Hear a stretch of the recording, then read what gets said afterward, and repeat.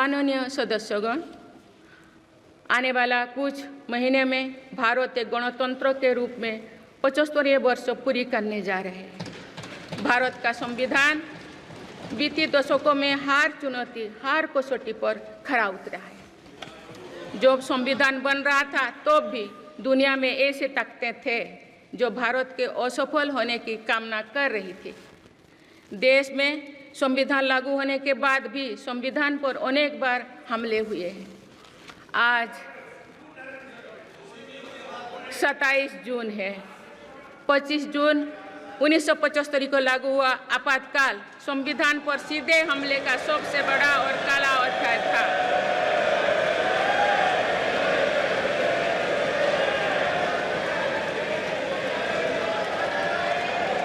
पूरे देश में हाहाकार मच गया था, लेकिन ऐसी असंवैधानिक ताकतों पर देश ने विजय प्राप्त करके दिखाया, क्योंकि भारत के मूल में गणतंत्र की परंपराएं रही है।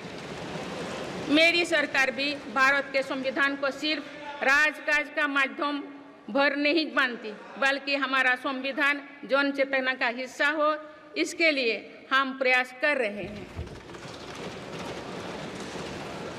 इसी ध्येय के साथ मेरी सरकार ने 26 नवंबर को संविधान दिवस के रूप में मानना शुरू किया है। अब भारत के उस भूभाग हमारे जम्मू कश्मीर में भी संविधान पूरी तरह लागू हो गया है, जहां आर्टिकल 370 की वजह से स्थितियां कुछ और थी। माननीय सदस्यगण, राष्ट्र की उपलब्धियों के निर्धारण इस बात से होता है कि हम अपने दायित्वों का निर्वहन कितनी निष्ठा से कर रहे हैं।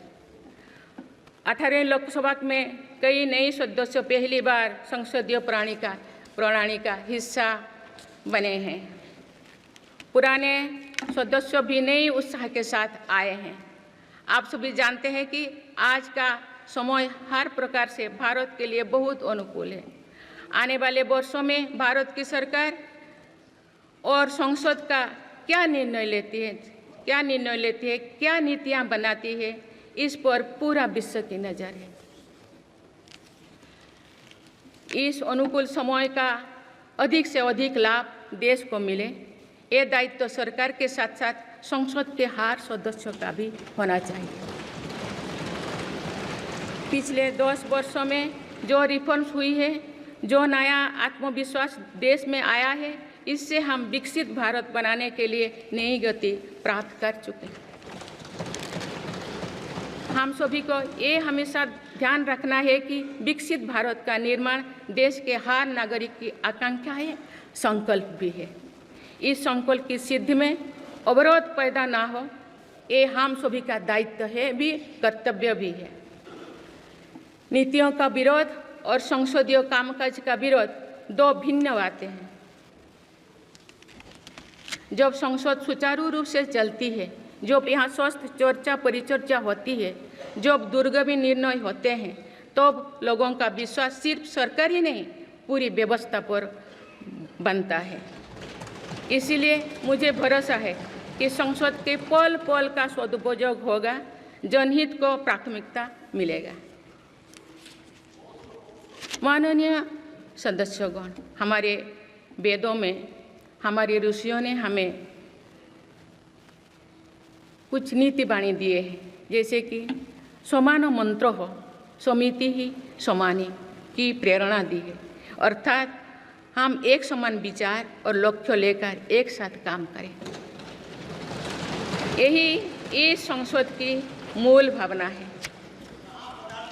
इसलिए जब भारत तीसरी नंबर की इकोनॉमी बनेगा, तो देश की इस सफलता में आपकी भी सहभागिता होगी। हम जब 2027 में आज़ादी की शताब्दी का उत्सव विकसित भारत के रूप में मनाएंगे, तो इस पीढ़ी को भी श्रेय मिलेगा।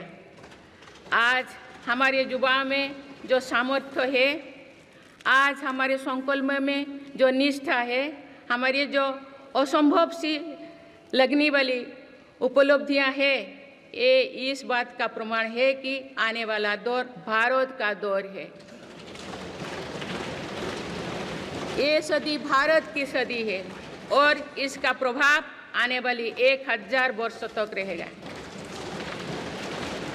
आइए हम सब मिलकर पूर्ण कर्तव्यनिष्ठा के साथ राष्ट्रीय संकल्पों की सिद्धि में जुट जाएं, विकसित भारत बनाएं।